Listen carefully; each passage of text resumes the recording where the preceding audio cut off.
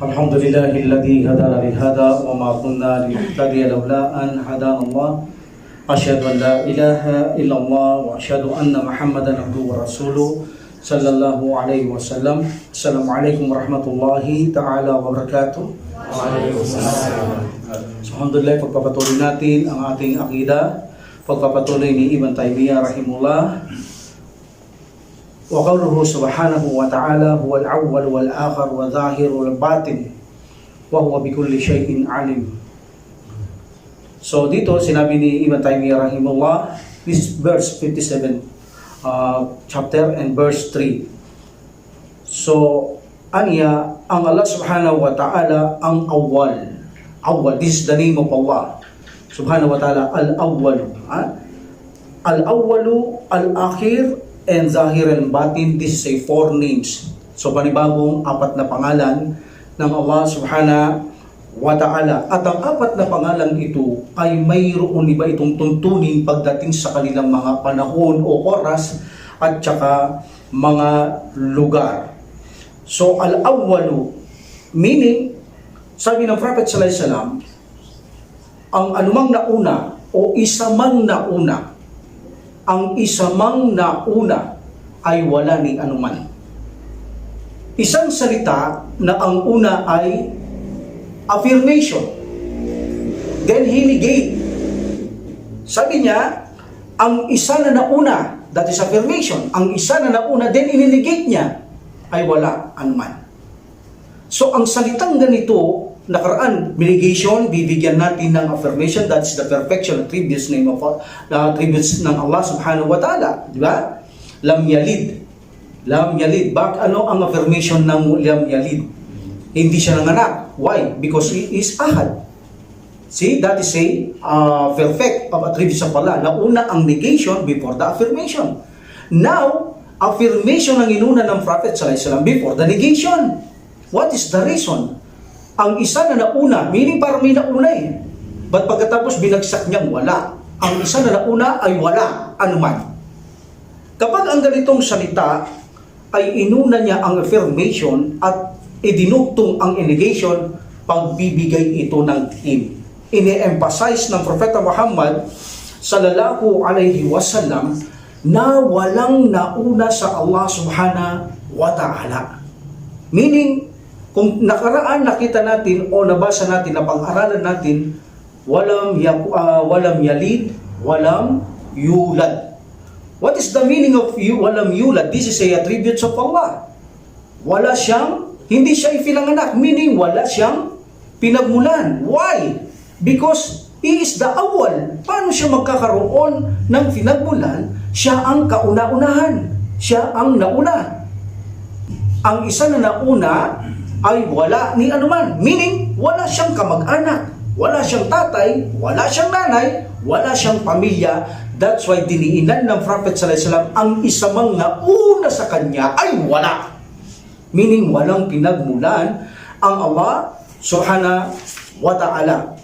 Now, kung ang Allah subhanahu wa ta'ala ang siya ang nauna, siya ang nauna. So meaning, alam niya ang lahat ng bagay. Correct? Dahil siyang nauna eh.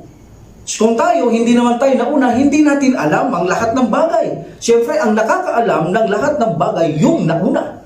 Alam niya kung paano nalikha ang kalangitan at kalupaan at lahat ng pangyayari kung paano nangyari dahil ito ay nauna at ang lahat ay nanggaling lamang sa Kanya. That's why, kapag sinabing al-awwal, sakop ito ng knowledge.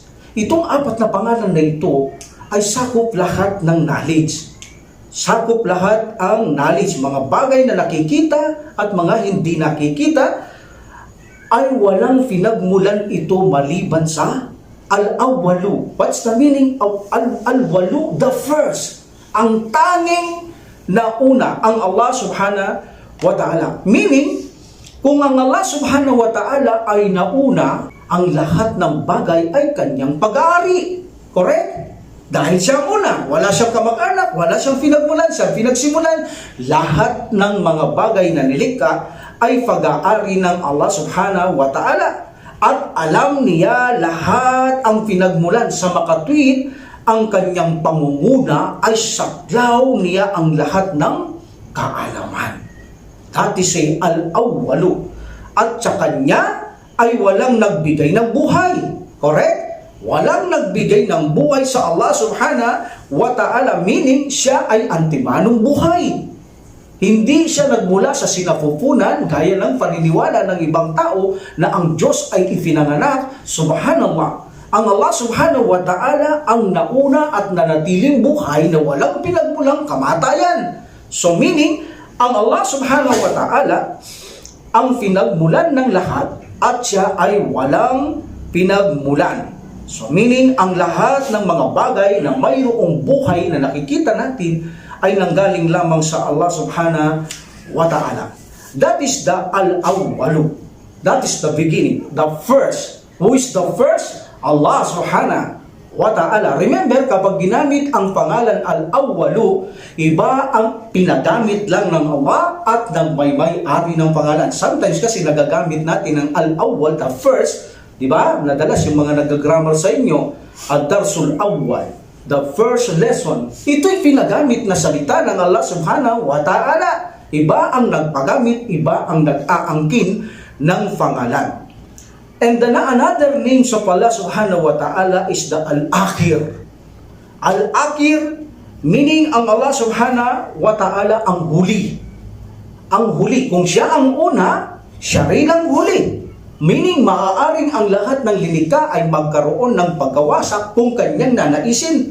Ngunit sa kanya ay walang wawasak sa kanya. Walang isa mang makakawasak sa Allah para sabihin, ako naman ang papalit. Kailangan mapatay na kita at ako ang papalit. Walang makakagawa nun. Sapagkat ang Allah subhanahu wa ta'ala, siya lamang ang tanging huli. At walang ibang huli maliban sa Allah subhanahu wa ta'ala. Walang makapamiminsala sa kanya. Walang makapamamatay sa kanya. Walang sino man makapaghahangad na mawalang buhay ang Allah subhanahu wa ta'ala, dahil kung hindi siya magiging huli. Kung mayroon maaaring makapinsala sa kanya. That's why hindi siya maaaring pinsalahin ng ninuman. Hindi siya maaaring mawagawan ng kamalian o kamatayan ang Allah subhanahu wa ta'ala. That's why siya ang huli. Bagamat mayroong huli, tulad ng paraiso at impyerno, ay hindi nawawasakin nito. Kung nababasa nyo sa Quran o naririnig nyo sa mga nangangaral na ang lahat ay mawawasak except the face of Allah, maliban ang mukha ng Allah, dahil sa exemption. Meaning, ang kaharian ng Allah subhanahu wa ta'ala, hindi niya nawawasakin yan.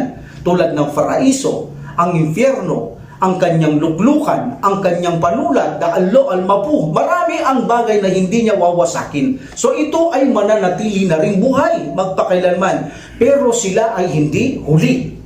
Ang ibig sabihin ng huli ng Allah subhanahu wa ta'ala, saklaw niya ang lahat ng bagay. Siya ang naglikha, nagbigay ng buhay, nagtagapagtustos ng kanyang nilikha, nangangalaga, meaning siya lang ang nakakagawa niyan. Hindi yung paraiso, hindi impyerno, walang ginagawa yan, kundi sila'y linikha at may pinagmulan.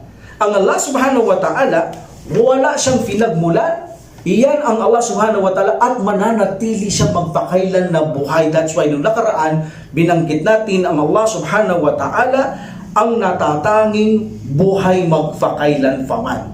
That is the another name of Allah subhanahu wa ta'ala. Another name ng Allah subhanahu wa ta'ala is the, sinabi niya, Zahirun. He is the Zahirun. The Zahirun means like an al-ulu. What is aliyun? What is an aliyun? The Most High. The Most High. From al-aliyu, al-ulu.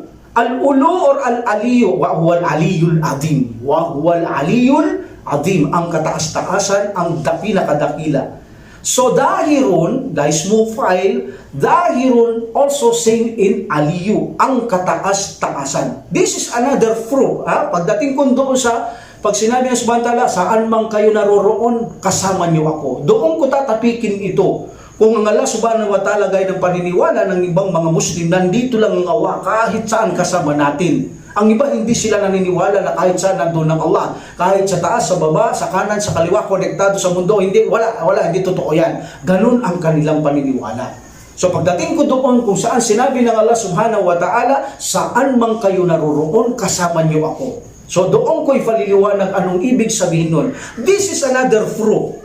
Maliban sa Al-Aliyu, the Most High, also dahil, meaning, nasa taas ang Allah subhanahu wa ta'ala. Hindi natin kasama ang Allah subhanahu wa ta'ala at hindi maaaring makisama ang Allah subhanahu wa ta'ala sa kanyang mga lilikha. Lilitaw siya na masyadong mababa ang Allah subhanahu wa ta'ala. Lilitaw siya na katulad lang natin ang Allah subhanahu wa ta'ala. So, yung sinabi natin kanina, may una at huli. Ito naman sa taas. Sa pag mayroong sa taas, may bababa. Diba? So, unahin natin ang dahir, sabi ng Allah subhanahu wa ta'ala. Dahir means yung sa itaas, most high. Like for example, huwa alladhi arsala rasulahu bil huda wa dinil haqqi liyudhira upang mga babaw, upang manaig, upang pumaitaas. Liyudhiru ala dini kullihi, upang mangibabaw, kaya pinadala niya ang sugo upang mangibabaw ang kanyang totoong reliyon sa lahat ng mga relihiyon. That's why the meaning of Dahirun is the Most High, because this is the name of Allah subhanahu wa ta'ala. Hindi lang ito taas. Kung titignan ninyo ang pangalan ng likod ng kamelyo, that is a Zaur. Zaur, the meaning of Zaur is the back of the camel. So when you say the back of the camel, nasa itaas. Meron pa ba sa itaas ng camel? Wala na. Ganon din ang Allah subhanahu wa ta'ala. Walang isa man sa itaas ng Allah subhanahu wa ta'ala. Meaning, kasya sa pag sinabi niyang the Most High, walang sino man ang nasa itaas niya. Either bituin, either moon, either na ilog, karagatan, dagat, etc. Wala. Because He is the Most High, wala ni isa man ang mataas sa Kanya. Siya lang ang tanging pinakamataas sa Kanyang mga linikha at napakalayo niya sa atin. Correct? Napakalayo sa atin ng Allah subhanahu wa ta'ala. Can you imagine the kursi of Allah subhanahu wa ta'ala, saklaw niya lahat ang langit at lupa. Kung itatapon mo ang kursi ng Allah sa disyerto, ay parang singsing lamang niya, sabi ng Prophet sallallahu alaihi wasallam, ang kanyang kursi. So ganun lang ang mga kalangitan at kalupaan, at ang disyerto ang kanyang luklukan. Sabi ng Prophet sallallahu alaihi wasallam, so napakalaki ng Allah subhanahu wa ta'ala at napakalayo niya sa atin. Sa atin yon. Sa atin, napakalayo ng Allah. Why? Because ang singsing na maliit, sa atin ay 7 langit at lupa. Ganon kaagwat yun sa Allah, yung maliit na singsing. So meaning, in number 4, He is Al-Batin. Al-Batin, siya ang pinakamalapit. Walang pinakamalapit sa Allah maliban siya. Dapat nyo itong unawahin. Walang pinakamalapit sa kanyang mga linikha maliban si Allah. Tayo malayo tayo, pero si Allah malapit lamang siya sa atin. Paano? Kung titingnan nyo ang 7 kalupaan at 7 kalangitan, sing-sing lang. Pero sa atin, napakalayo nito. Pero sa kanya, napakaliit. That's why napakalapit sa atin ng Allah subhanahu wa ta'ala. So ang Allah subhanahu wa ta'ala, may dalawa siyang kalagayan na napakalapit niya sa atin kahit na siya ang kataas-taasan o napakataas niya sa atin. Unang-una, ang kanyang kataas-taasan ay napakalayo niya sa atin. Napakalayo ng Allah kung tayo ang susukat sa sukatan. Napakalayo niya sapagkat siya itaas ng lahat ng lilikha. Pagdating sa sukatan ng Allah, Al-Batin, napakalapit niya sa atin. Hindi tayo ang malapit, siya ang malapit sapagkat napakalihit lamang natin na lilikha ng Allah subhanahu wa ta'ala. Another batin, in the case of malapit ang Allah subhanahu wa ta'ala sa knowledge sa atin. Alam ng Allah subhanahu wa ta'ala ang lahat ng ating mga ginagawa kahit saan man tayo. Napakalapit ng kanyang kaalaman sa kanyang mga alipin.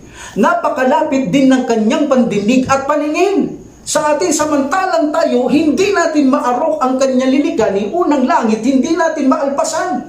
Pero ang Allah subhanahu wa ta'ala, pagdating sa kanya, ang sukat na napakataas niya ng paningin at pandingin, napakalapit niya sa atin. Bakit? Naririnig niya ang lahat ng ating mga inuusan, mga kalabog ng dibdib, mga ugong at mga alingaw-ngaw, dinigyan ng Allah subhanahu wa ta'ala.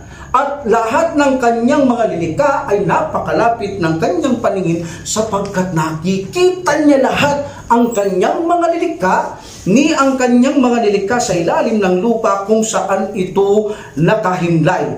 So meaning ang Allah subhanahu wa ta'ala ay mayroon itong kaalaman sa lahat ng mga pangalang ito ay saklaw ang kaalaman. Siya ang pinagmulan na una, al-awwalu, alam niya ang lahat.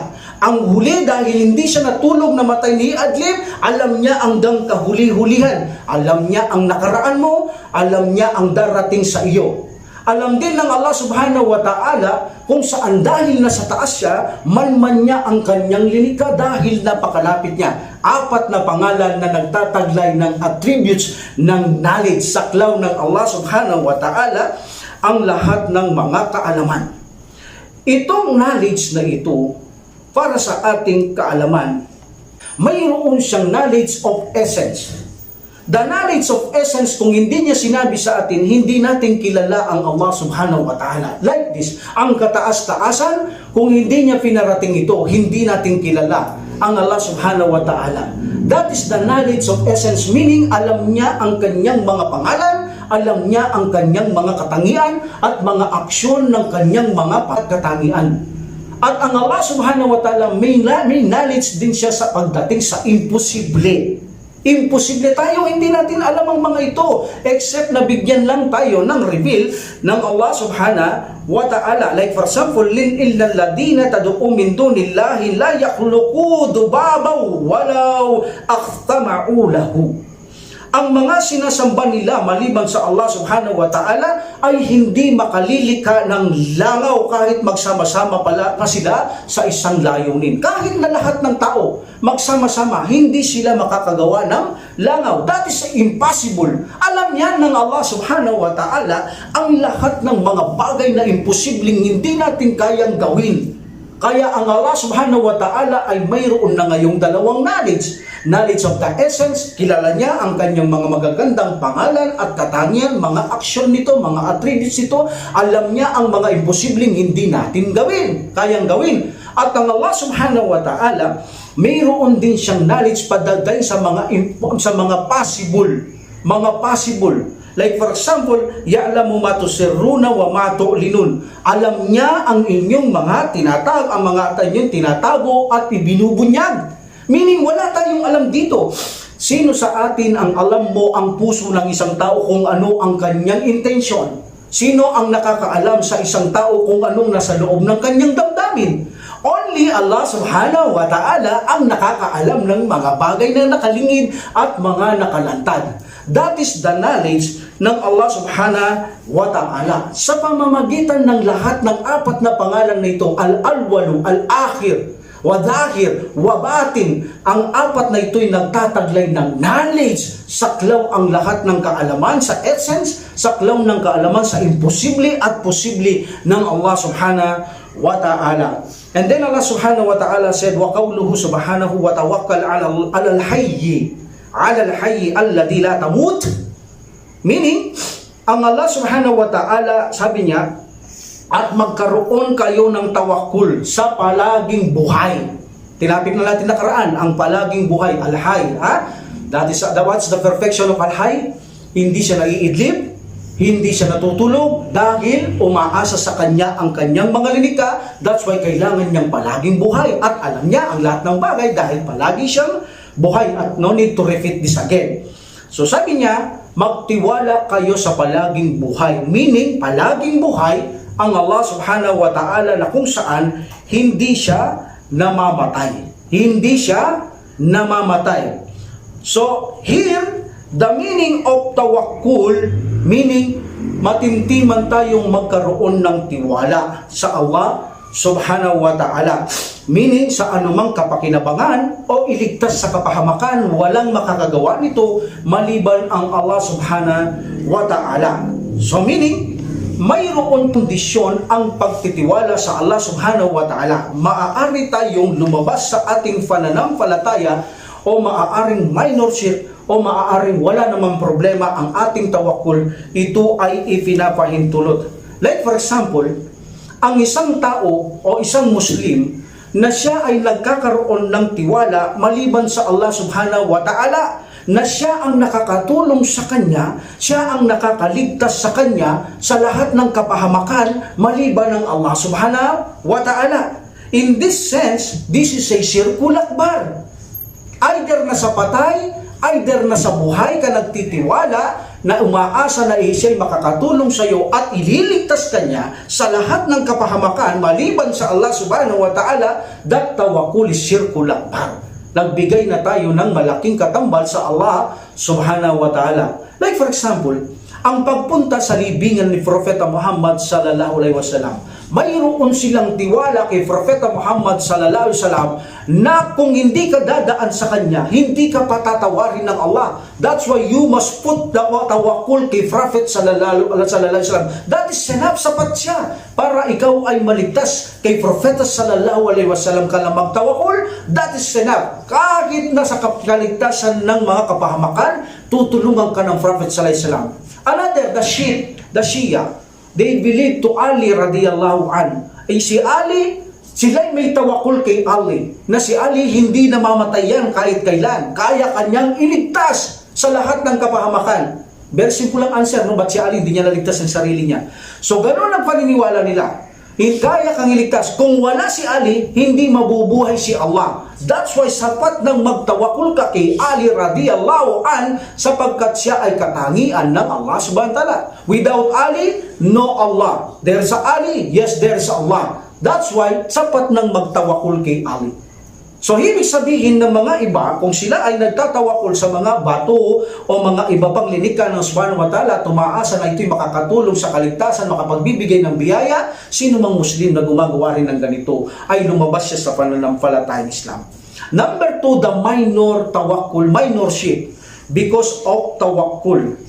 The minorship, yung alam natin ang mga bagay ay ito ay likas sa Allah subhanahu wa ta'ala, ang kapakanan ay nangyayari galing sa Kanya.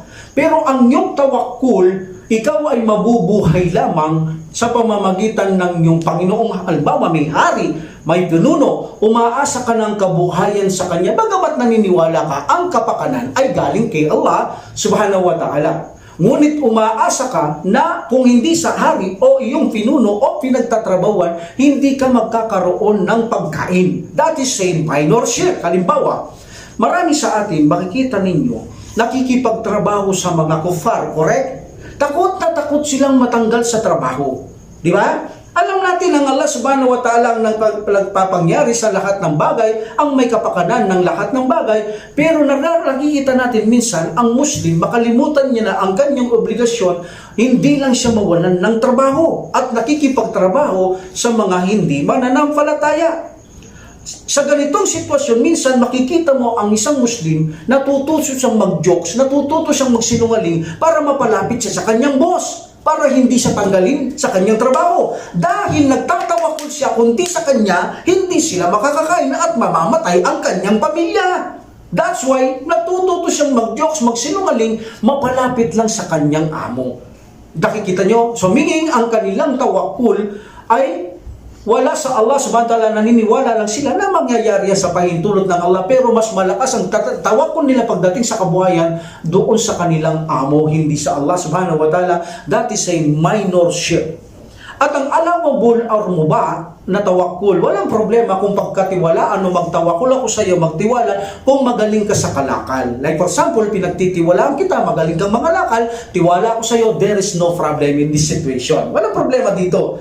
Hindi ito bahagi ng ating reliyon ang tiwala ako sa iyo sa pangangalakal. Magaling kang magtinda, walang problema yan. That is a allowable.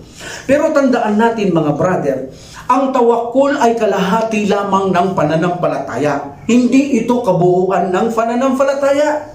Sapagkat ang tawakkul ay kinakailangan mong gumamit ng means. Means meaning, yaong gumawa ka muna ng iyong mga kaparaanan bago ka magtawakkul sa Allah. Hindi po pwedeng puro tawakkul lang sa Allah subhanahu wa ta'ala. Ito'y salungat sa Sharia at pananampalataya ng Allah subhanahu wa ta'ala, at hindi ito ginawa ng Propeta Muhammad sallallahu alaihi wasallam. Anong ibig sabihin?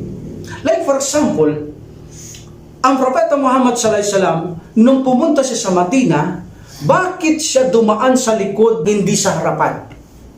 Kung mayroon talagang halimbawa, tawakkul na lang ang gagamitin, bakit hindi na lang siya lumakad sa harap para habulin ng mga Quraysh? Bakit linil lang niya ang mga Quraysh para isipin nila ang Prophet sallallahu alaihi wasallam dumaan sa harap, hindi nila isipin dadaan sa likod. Bakit sa likod siya dumaan at tumikot muna? That is a means, gagawa ka muna ng aksyon o kaparaanan mo at saka ka magtitiwala sa Allah subhanahu wa ta'ala. Put your trust to Allah. Hindi uubra ang tawakul na ikaw ay tatalon sa swimming pool na hindi ka marunong lumangoy. Tapos sasabihin mo, magtatawakul ka sa Allah, tiwala ka sa Allah. Kung hindi ka mamamatay, hindi ka mamamatay. Imposible yun. Nagpakamatay ka nun dahil hindi ka naman marunong lumangoy. Ganon ang tawakul. Hindi maaaring hindi ka gumawa ng kaparaanan at saka ka lang magtitiwala sa Allah. I give you example. Mayroon kang cancer. Sabi ng doktor, inumin mo itong gamot na ito. Sasabihin mo, tawakul to Allah, hindi ko na inumin yan, mamamatay. No! That is against, kontra ito sa ating relihiyon dahil ipinag-utos ng Allah subhanahu wa ta'ala, hanapin nyo. This is obligatory, sabi ng Prophet sallallahu alaihi wasallam. Sinabi ng Allah, sabihin mo Muhammad sallallahu alaihi wasallam, this is obligatory. Hanapin nyo ang lunas sa mga sakit sapagkat ang lahat ng sakit ay mayroong lunas. Hanapin nyo. That is pagsubok sa inyo. Kailangan nyo hanapin and then make tawakul to Allah. Pagkatapos mong ininom ang gamot, magtiwala ka sa Allah subhanahu wa ta'ala. Hindi yung ayaw kong inumin, alam mo may cancer ka, tapos magtatawakul ka lang sa Allah subhanahu wa ta'ala. That is wrong. That is wrong. Hindi ba sana kung rukaya lang, may iba-ibang estilo ang rukaya. Ang rukaya, okay lang mag-rukaya ka. Minsan rukaya, sometimes sa pagsama mo ang gamot, sometimes gamot, kailangan mo rin. Hindi uubra na hindi mo inumin ang gamot dahil yun ay ibinigay ng Allah subhanahu wa ta'ala na i-take mo. Dahil binigyan niyang kaalaman, alam nila ang lunas, inumin mo and then put your trust to Allah subhanahu wa ta'ala. So ganun ang tamang pagtatawakul sa Allah subhanahu wa ta'ala. Kalahati ng pananampalataya ang magtiwala sa Allah at hanapin mo ang kaparaanan at ito ang kakumpletuhan ng tawakul sa Allah subhanahu wa ta'ala. So meaning gumagawa ka ng pag-iingat o hakbang and then put your trust to Allah subhanahu wa ta'ala. Kung anuman ang mangyari, ito ay tanggapin mo sa kagustuhan ng Allah subhanahu wa ta'ala. But the most important ay gumamit ka ng paraan o yaong mga kaparaanan, pag-iingat at saka ka nagtawakul sa Allah subhanahu wa ta'ala. Alhamdulillah, that is a tawakul. That is the meaning of tawakul. Kaya kanya lang tayo magtawakul. At ang Allah subhanahu wa ta'ala, sinabi niya, hindi siya mamamatay. Hindi siya makakaranas ng kamatayan. So meaning, kaya sinabi natin siya ay palaging buhay ang una at huli dahil ang kamatayan ay hindi maaaring dumating sa kanya at walang maaaring pumatay kay Allah subhanahu wa ta'ala. Mananatili siyang buhay at perfectong buhay magpakailan paman. Then Allah subhanahu wa ta'ala said in chapter 66 verse 2, sabi ni Ibn Taymiyyah rahimullah, wa qawluhu wa huwal alimul hakim. Wa huwal alimul hakim. Remember, yung apat na sinabi natin, al-awwalu, al-akhiru, al-dahiru, and al-batin. This is a 4 names of Allah. Isang mataas at pinakamalapit. Pinakamataas, pinakamalapit, ang nauna at ang huli. Mayroon 4 na attributes and the 5 attributes, hindi siya ang nakakaalam ng lahat ng bagay. Siya ang nakakaalam ng lahat ng bagay because after that 4 na name na yan, siya ang nakakaalam ng lahat ng bagay. That's why ang 4 na pangalan na yan ay saklaw niya lahat ang kaalaman. And then, wahuwal alimul hakim. So, dakuhan natin itong mga knowledgeable na ito sa mga, akala kasi natin, pare-pareho ang meaning nito. Ba't pag binabasa mo sa Quran, the translation, tingin mo magkakatulad? No, pag pinag-aralan mo ang mga pangalan ng Allah subhanahu wa ta'ala, hindi sila magkakatulad, ngunit sila ay magkakahawig. Like for example, wahuwal alimul hakim.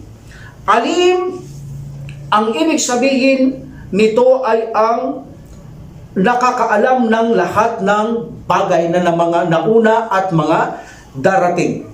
This is the attributes perfection ng Allah subhanahu wa ta'ala. Meaning, alam niya ang lahat ng bagay. Lahat ng bagay. Tingnan nyo ang kaalaman natin. Number 1, kailangan may magbigay munang impormasyon sa atin bago natin malaman ang isang bagay. Like for example, mag-aral ka muna bago ka maging engineer. Hindi mo alam iguhit kung hindi ka mag-aral. Bibigyan ka ng informasyon ng mga marunong dyan para maging engineer ka, doktor. Hindi ka maaring marunong ka na lang ng doktor na hindi ka dadaan ng informasyon. Kailangan mayroong magbigay ng informasyon sa iyo. Pumunta ka ng paaralan.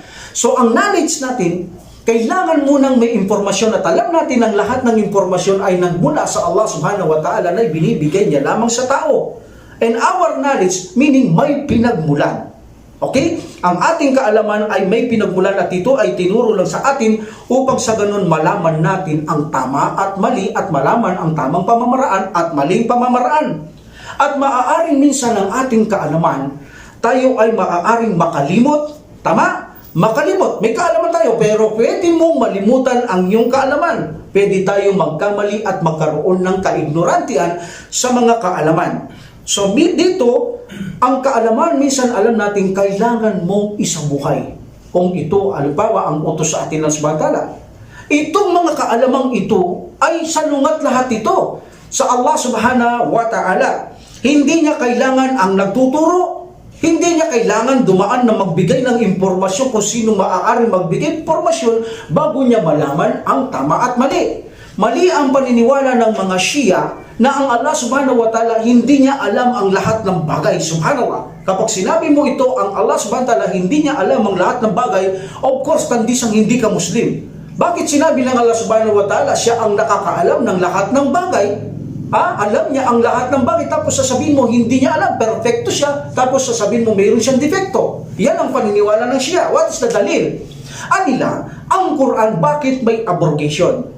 Kaya mayroon abrogation ng Quran dahil hindi alam ng Allah ang kanyang nire-reveal hanggat hindi niya nire-reveal kung tama at mali.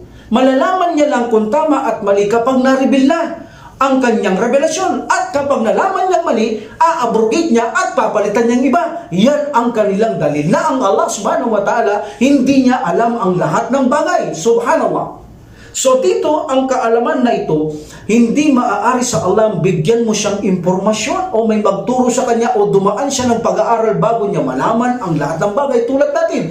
Malabo at malayo sa kanya ito. At ang kanyang mga kaalaman ay walang pinagmulan. Ang lahat ng kaalaman ay nanggaling lang sa Allah subhanahu wa ta'ala. And remember, paulit-ulit kong sinasabi, sabi ng Allah subhanahu wa ta'ala, kung ang dagat ay gawing kong tinta at ang lahat ng mga kahoy gawing kong panulat, hindi ako mauubusan ng kaalaman, mauubos ang dagat. At gagawa pa ako ng isang dagat at muli uubusin kong pansulat, hindi mauubos ang aking kaalaman. That's why Allah subhanahu wa ta'ala said, وَمَا أُوتِيتُ إِلْمَ قَلِيلًا إِلْمَ إِلَّا قَلِيلًا وَمَا أُوتِيتُ إِلْمَ إِلَّا قَلِيلًا.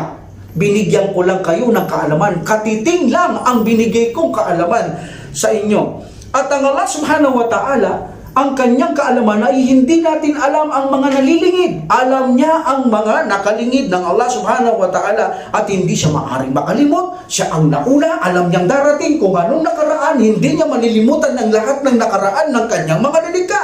Meaning, halimbawa tayo, anumang mali at tama ang nakaraan natin, hindi yan makakalimutan ng Allah subhanahu wa ta'ala. Siya ang una at ang huli. Alam niya rin ang mga darating bago pa natin gawin. Mas malapit sa atin ng Allah kaysa sa ating sarili sapagkat hindi natin alam ang darating sa ating mga gagawin. Samantalang siya, alam niya na maya-maya kung ano ang lahat ng ating mga gagawin. Ganon ang knowledge ng Allah subhanahu wa ta'ala. Hindi siya maaaring maging mangmang o ignorante o makalimot ang Allah subhanahu wa ta'ala. At ang Allah subhanahu wa ta'ala, hindi niya maaaring isabuhay ang kanyang nalalaman. Dahil ang salitang isabuhay ay mayroong kang choice kung gusto mong gawin o hindi. Automatic ang Allah subhanahu wa ta'ala, ang kanyang kaalaman ay saklaw ng lahat ng kanyang mga pangalan at katangian na umiiral na otomatiko ito dahil sa kanyang kaperpektuhan ng Allah subhanahu wa ta'ala. Alhamdulillah. That is a alim. Alim means ang Allah subhanahu wa ta'ala, alam niya ang lahat ng bagay. Ang Allah subhanahu wa ta'ala ay nakakaalam ng lahat ng bagay at hindi siya magmi-mistake ang Allah subhanahu wa ta'ala. That is a alim. Al-Halim, alam niya ang lahat ng kanyang linika, nalilingid man o hindi nalilingid. That is number one knowledge. Al-Hakim, Alimul Hakim. Hakim, this is a meaning knowledge din ito. Pero ang hakim, siya ang nagbibigay ng batas. Lawgiver.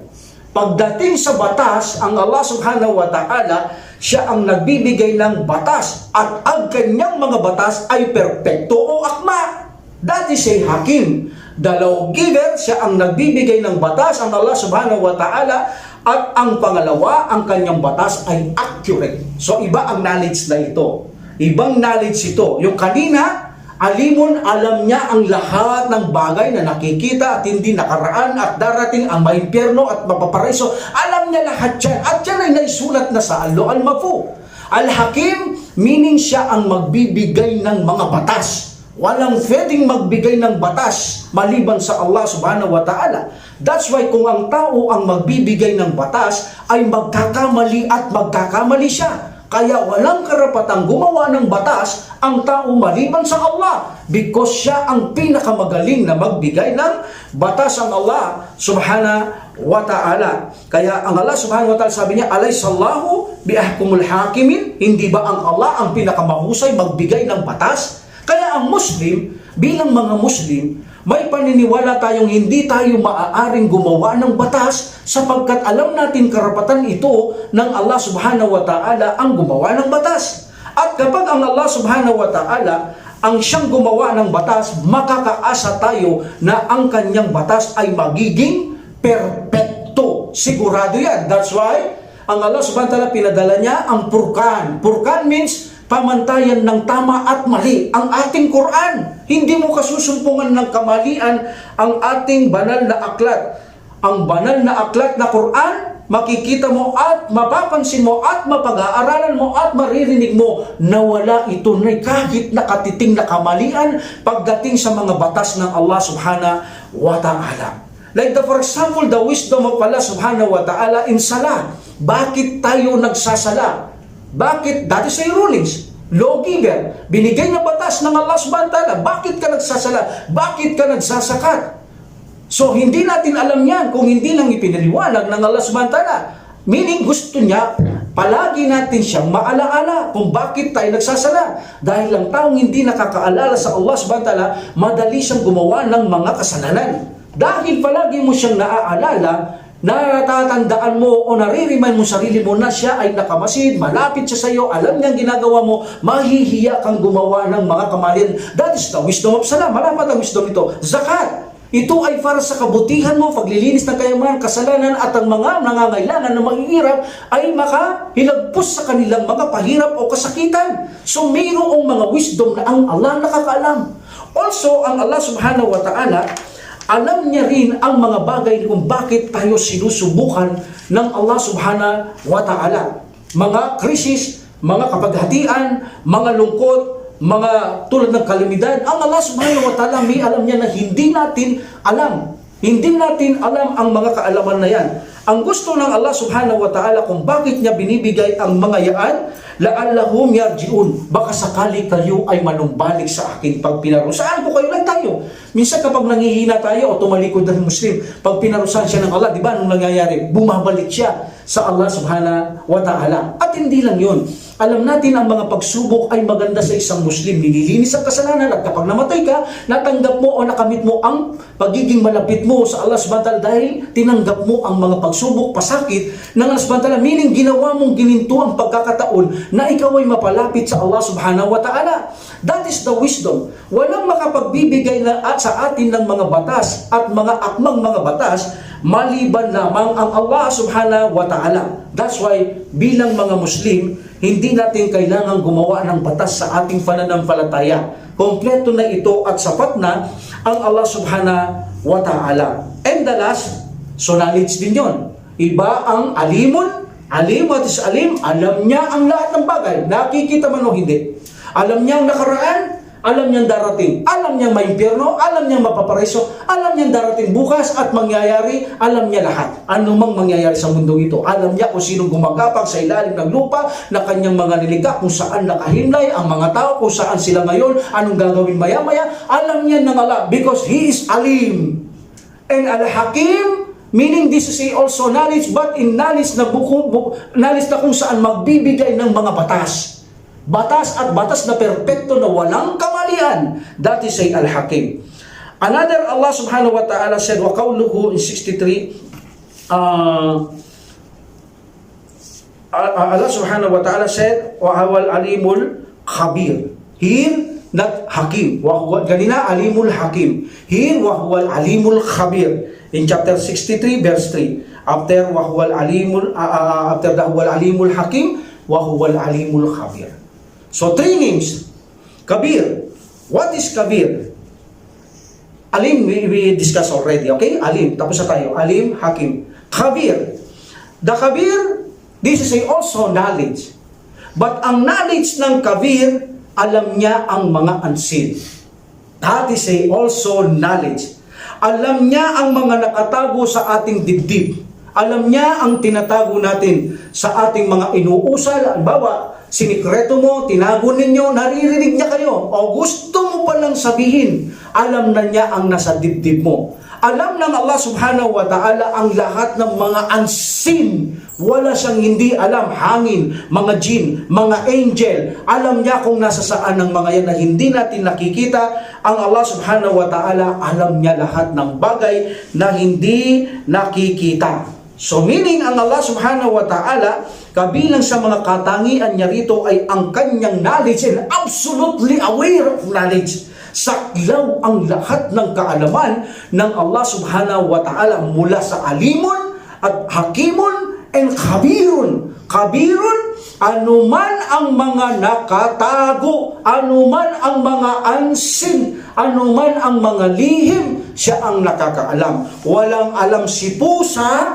sa kanyang pag-akbang sa ilalim mo na mayroong mangyayari sa iyo. Walang alam si plato na kapag umalis kang kumain, kailangang iikot mo. Walang alam yan. Walang alam si horoscope, walang alam si manghuhula, si manggagaway, walang alam iyan ang mga lahat ng yan pagdating sa mga bagay na hindi nakikita maliban ang Allah subhanahu wa ta'ala. Alimul gaybi fala yudhiru alal gaybi ahad. Meaning, ang Allah subhanahu wa ta'ala ang nakakaalim lang ng mga gayib. Illa man irtada min rasulin. Maliban lang sa mga ipinaalam niya sa kanyang mga sugo. Yun lang ang ating alam. Meaning, kung hindi niya rin ipinaalam, hindi rin natin alam ang mga al-gayib. Ipinaalam niya sa propeta ang mga jinn, so that's why hindi natin nakikita, pero alam natin ang kinakain nila, anong kinakain nila, ano ang mga ganito nila, anong mga ganyan nila, sinong masama sa kanila, alam natin because of the revelation. That is unseen. Alam din natin ang mga anghel na sila ay liwanag pero nagpakita sila ng ganito kay Prophet sallallahu alaihi wasallam. Alam natin because of the revelation kay Prophet sallallahu alaihi wasallam. But maliban sa mga inireveal ng Allah, walang nakakaalam ng mga unseen except one, dahil sabi niya, alimal gaybi fala yudhiru ala gaybi ahad. Walang nakakaalam ng mga nakalihim o unseen maliban sa nag-iisa. The al-awwalu, ang Allah subhanahu wa ta'ala ang una, and also, what is the one?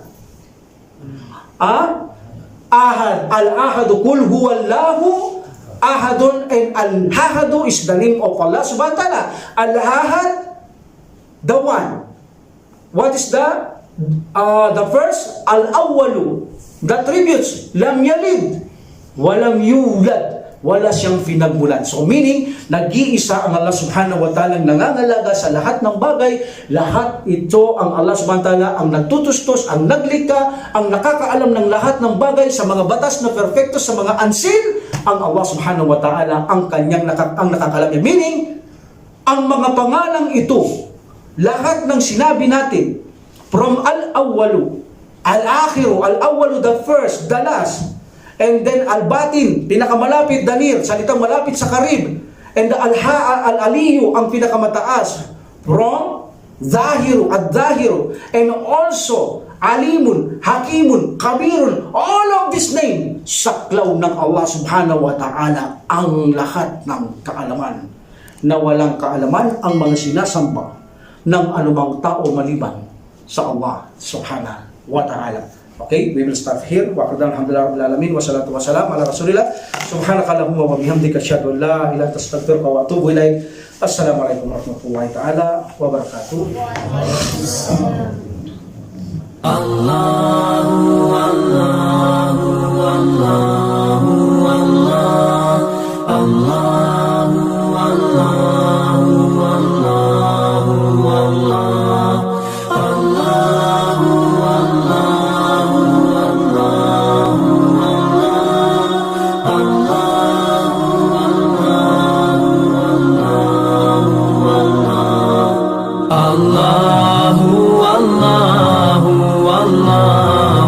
الله الله الله